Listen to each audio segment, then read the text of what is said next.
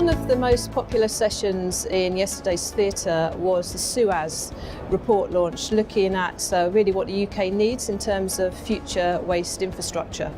And there's a lot of debate over this particular issue right now, and SUAS has actually broken down regionally what the UK needs in terms of waste treatment facilities, with a particular emphasis, I think, on energy from waste. And the SUAS report mirrors a BIFA report that was released, I think, the previous year. So within the industry, there's consensus that yes, we do need more waste treatment facilities. We perhaps need to look at energy recovery a bit more than we have been doing. But there is disagreement as well. There's a well-known consultancy called Eunomia, who have come out consistently year on year and actually said, well, we can't build too many of these facilities.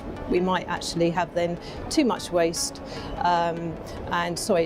too many facilities and not enough waste to feed into those facilities.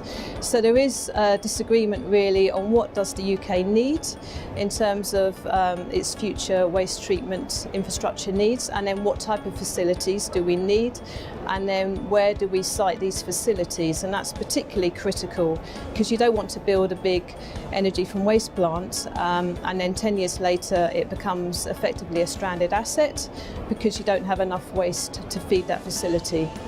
So still a lot of debate really on that issue, and what's really key, I think, and what's missing from that is data. It's all being based on various different data modelling scenarios, but really we've got a lack of data around waste flows and waste streams, and we need to really get a grip on that first, work out where the waste arisings are coming from, what type of waste arisings, and then we can build more effective models on that.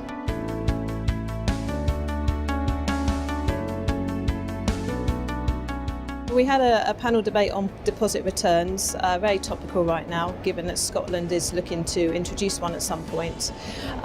There's a lot of support for deposit return schemes in the UK. It's seen as a very circular solution, but also it does have its critics as well. Opinion is divided. One of the main themes that came out of the debate was, if Scotland's going to introduce such a scheme, what is the ultimate aim of that scheme? Is it to reduce litter, for instance? Is it to increase recycling rates? Is it to shift the cost burden onto the consumer and onto the producer? And it was really basically very, very crucial, I think, that people felt the scheme needs to have the end point in mind. What does it want to achieve?